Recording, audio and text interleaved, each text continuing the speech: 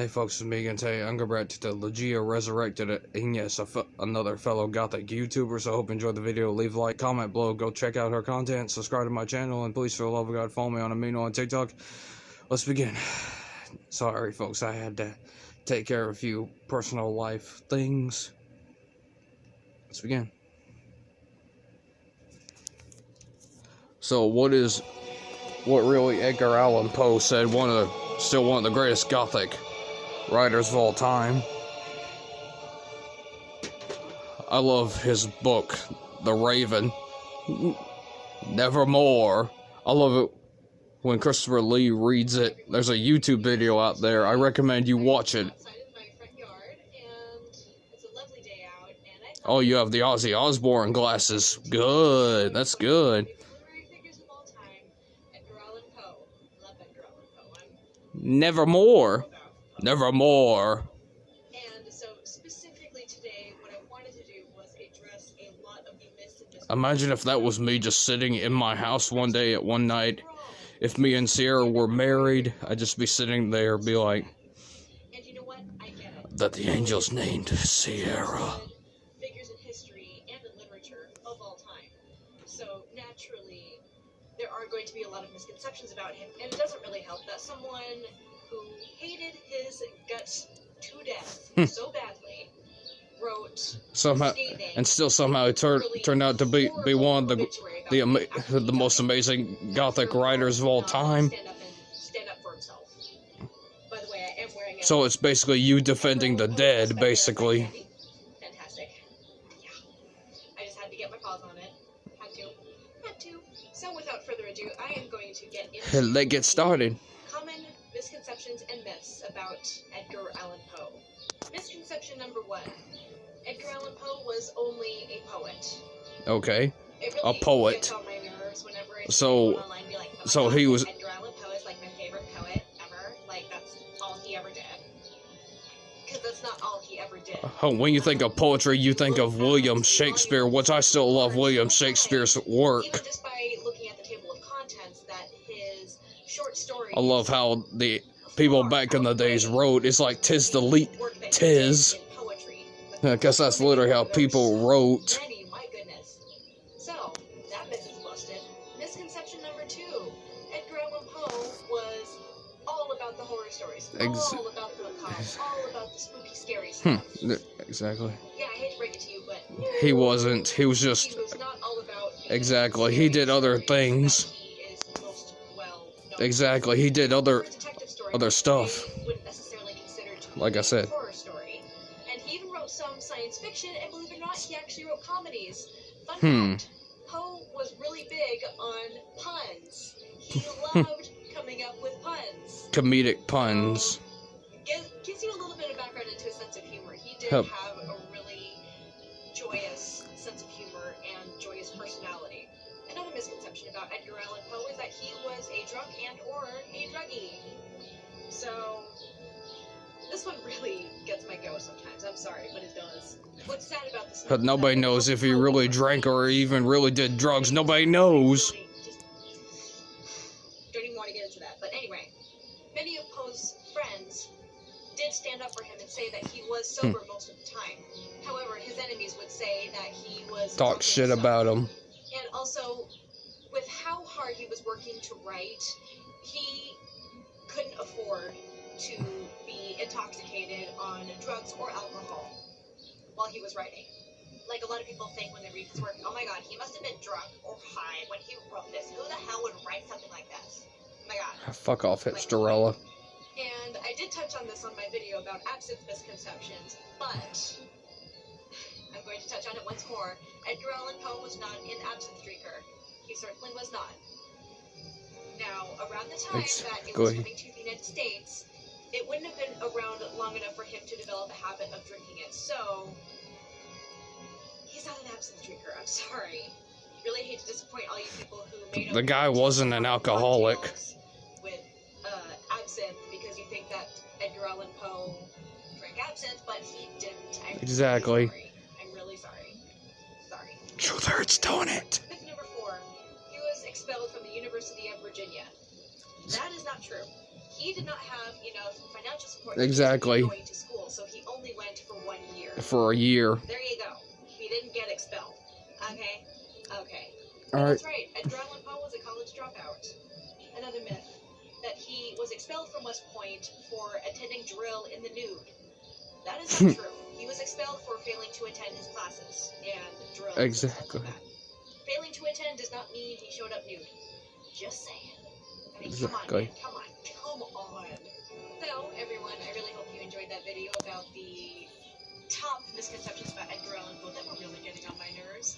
If you like this video, go ahead and check out the rest of my channel for more videos, and subscribe if you like, and my links are down in the description below. Instagram, Twitter. I don't do Twitter, sorry. Can't help you with that.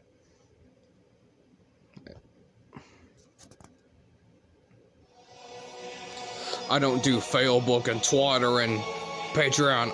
I don't do that shit. I don't even own a Patreon page, so fuck that shit.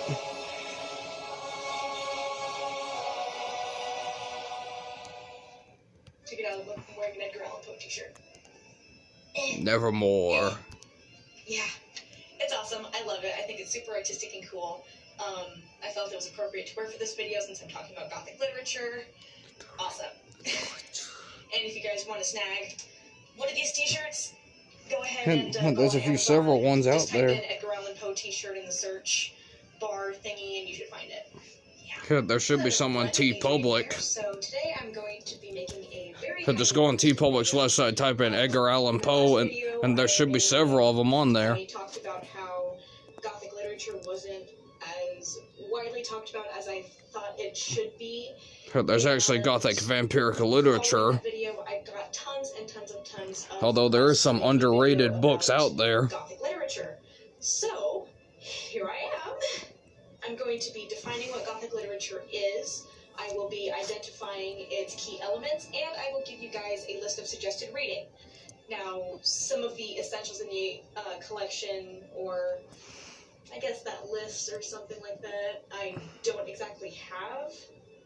For example, the novels of Anne Radcliffe and Had never heard of Anne Radcliffe. Those were written pre-19th century. Exactly. So, again, I do not have those. I have read the novels of Anne Radcliffe, and I have read... I never heard of her.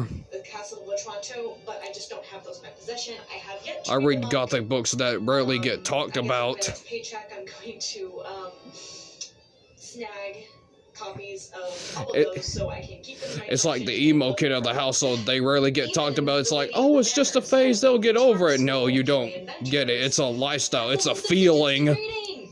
Check it out. It's awesome. Isn't that awesome? Yeah, check it out. Yeah. Garden. Imagine going through a garden full of roses at night. Encourage it. I'm 21 years old. I've been reading since I'm a year older than you. Because I'm hyperlexic as hell, and I could read advanced crap. This was 3, and that video was made 3 years ago. Since I was like 9. So, reading is very much a good thing. It's such a good thing. Such a good thing. So good. So good. She must be older than me. Sorry. Sorry, I'm nearsighted. Even in the little signs and symptoms of having a gothy mindset here in this section, yeah, is a fondness for reading, especially works concerned with vampires, witches, monsters, folklore, the occult, or just the horror genre overall. Reading. Or we call it the black art, so to speak. Good. Reading Geezer Butler, the founding member, one of the founding members of Black Sabbath at the time, was heavily involved into the black arts before he started Black Sabbath. Now, it's totally fine if you happen to read after playing in all that Kabbalist.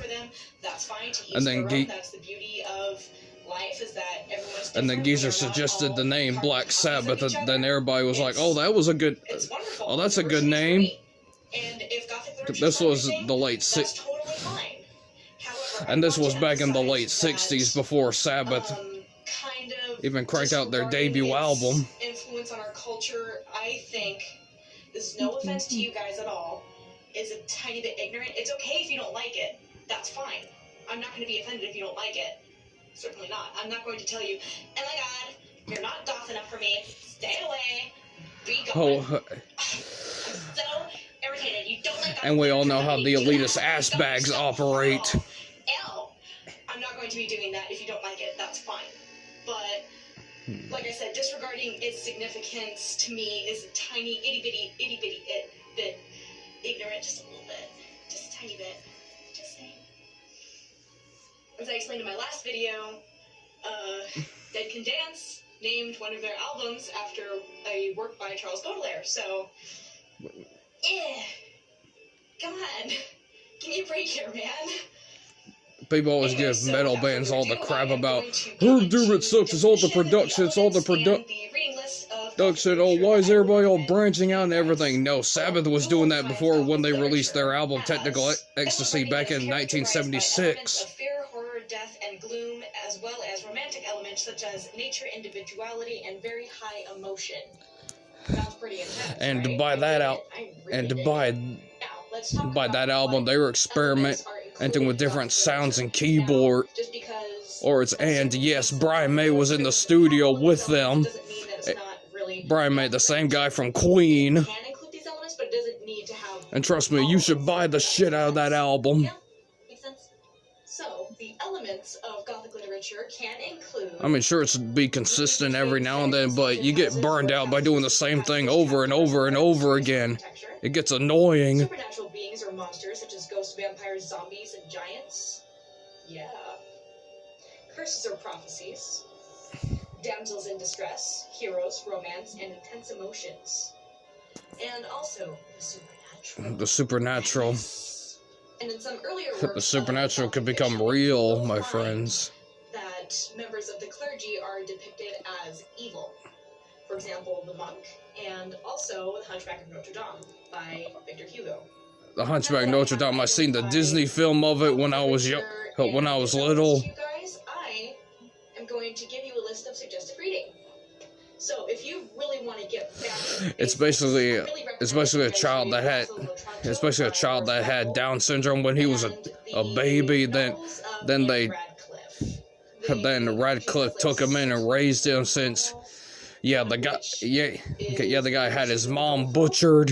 And the Italian and the Roman Italiano, batti di bupi. Trust me, they're fantastic.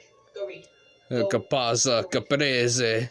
And The Monk by Matthew Gregory Lewis. Yes, I understand Italian. I'm part Italian. Deal with it, dick knobs.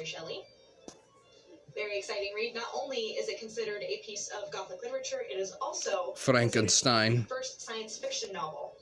I'm sure a lot of you guys are familiar with the story, but even if you are, I would really recommend reading it for I'm yourself. aware of the It's fantastic. Frankenstein's monster. A lot of spook and a lot of suspense and a lot of horror. It's pretty awesome.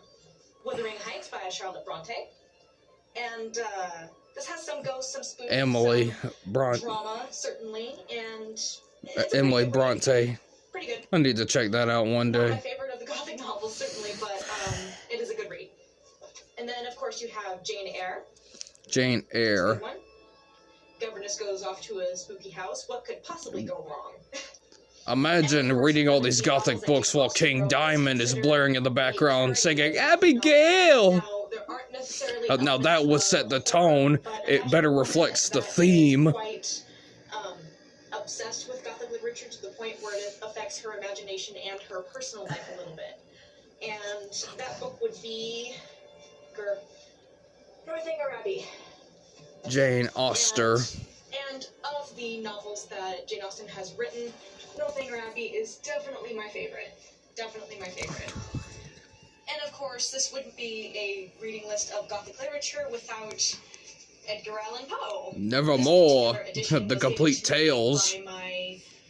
That book is sort of like, it's sort of a remastered collection of all Edgar Allan Poe's stories, which I highly recommend you buy the shit out of them. At hand, but I'm like, hey, why the hell not? What if I want to lend a copy to someone? Why the hell not? So, Edgar Allan Poe, he is an essential figure in Gothic literature.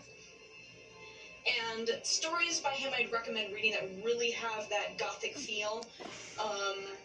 Ligeia, which is where I get my username for all of my social media accounts. Morella. I would also recommend Berenice. I would recommend Follow the House of Usher. Pit and the Pendulum, Mask of the Red Death.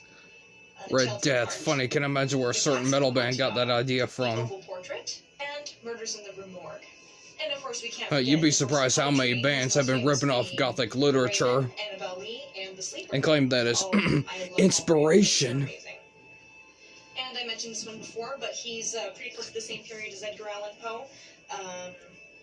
Victor Hugo wrote The Hunchback of Notre Dame. Victor Hugo, and, the bells of Notre Dame. A lot of people don't realize that it is a Gothic novel.